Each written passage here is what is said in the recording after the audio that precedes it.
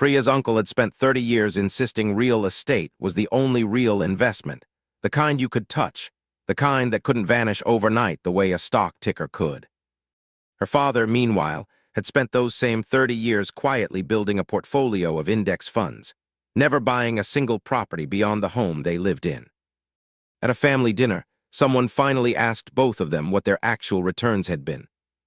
Neither man had ever calculated it. Both assumed they already knew the answer. This video is about what happens when someone actually runs that math instead of assuming it. My name is Emory, and if you've ever sat through a debate about real estate versus stocks where both sides sounded completely certain and neither side showed their work, then this video should help fill in the actual numbers. And if that's useful to you, sticking around and subscribing helps this channel keep running the full math on questions that usually get settled by conviction rather than calculation. Most people think this comparison comes down to which asset has historically returned more, a single percentage figure that settles the debate. They're completely wrong, and the reason matters, because comparing raw returns without accounting for leverage, taxes, liquidity, and effort produces a number that looks precise, but describes almost nothing about what someone would actually experience owning either asset. Here's where the raw numbers actually start. The S&P 500 has returned an average of roughly 10% annually before inflation over the last several decades, or around 7% after adjusting for inflation. Residential real estate, measured nationally, has historically appreciated closer to 3 to 4% annually after inflation, a meaningfully lower number on its face. If the comparison stopped here, stocks would appear to be the obvious winner, and much of the online debate treats it exactly that simply. But this comparison leaves out the single mechanism that changes everything about real estate specifically: leverage. Someone might reasonably ask why leverage matters so much in this specific comparison, since both assets can technically be purchased with borrowed money. It's a fair question, and the honest answer is that mortgage leverage on real estate is both larger and cheaper than what's typically available for buying stocks. A buyer can purchase a home with as little as 10 to 20% down, controlling an asset worth 5 to 10 times their actual cash outlay, at interest rates historically far lower than margin loans used to leverage stock purchases.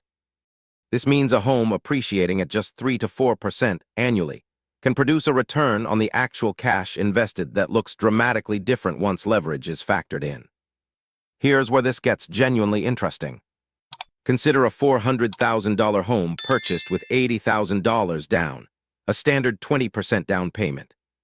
If that home appreciates at a modest 3.5% annually, it gains roughly $14,000 in value in the first year.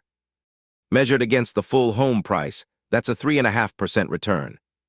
Measured against the actual $80,000 invested, that's closer to a 17% return, because the appreciation applies to the entire $400,000 asset, not just the portion actually paid for in cash. This is the mechanism that real estate advocates are usually gesturing toward, even when they don't articulate it this precisely.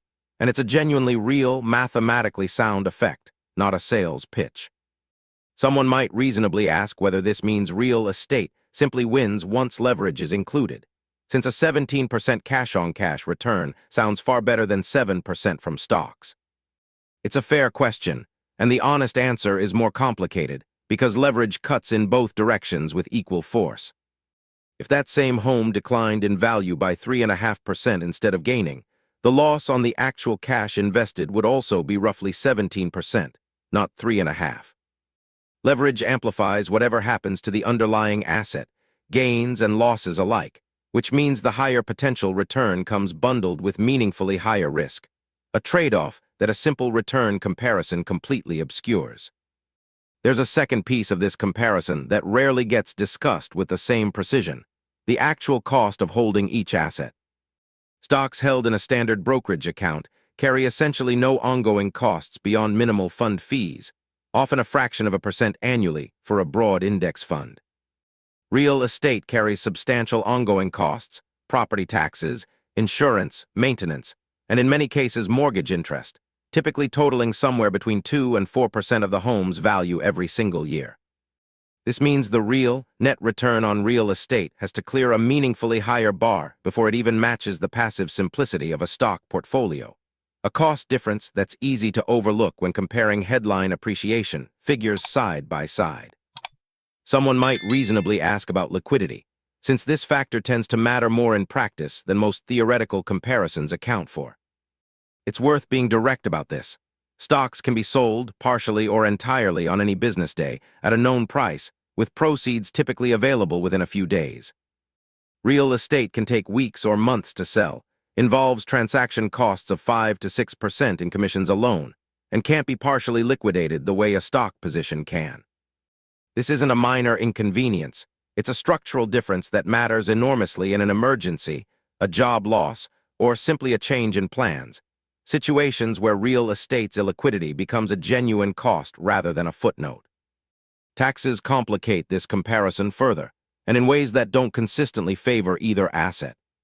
Stocks held for over a year benefit from long-term capital gains rates, generally lower than ordinary income tax rates, and losses can offset gains in other parts of a portfolio. Real estate offers its own set of tax advantages, mortgage interest deductions, depreciation write-offs for rental properties, and a specific exclusion allowing a meaningful amount of gain on a primary residence to go untaxed entirely upon sale. Neither system is simply better, they're structured differently, and which one benefits a specific person more depends heavily on their income level, whether the property is a primary residence or a rental, and how long they hold each asset. Here's where this gets genuinely interesting a second time, because effort is a cost that almost never appears in either side of this debate, despite being enormously real. A stock portfolio once purchased requires essentially no ongoing labor, no tenant calls, no repairs, no vacancy management. Real estate, particularly rental property, requires active management, whether personally handled or paid for through a property manager, typically costing another 8 to 10% of collected rent. This isn't a criticism of real estate as an investment. It's simply an honest acknowledgement that comparing a fully passive asset to one that often requires genuine ongoing labor isn't comparing equivalent things, unless that labor cost gets counted somewhere in the math. Someone might reasonably ask what happens to this comparison during a downturn, since both assets have experienced significant ones. It's a fair concern, and the honest part of the answer is that both real estate and stocks have declined substantially during past downturns. Real estate during the 2008 financial crisis, stocks during multiple recessions including 2008 and 2020. The meaningful difference lies in recovery speed and forced selling risk.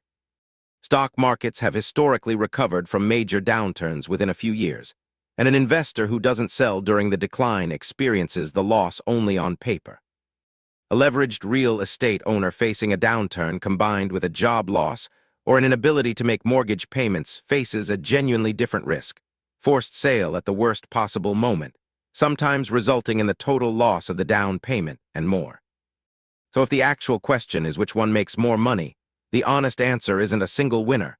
It's a comparison that depends entirely on leverage used, holding costs paid, liquidity needs, tax situation, and whether someone's willing to do the ongoing work real estate often requires.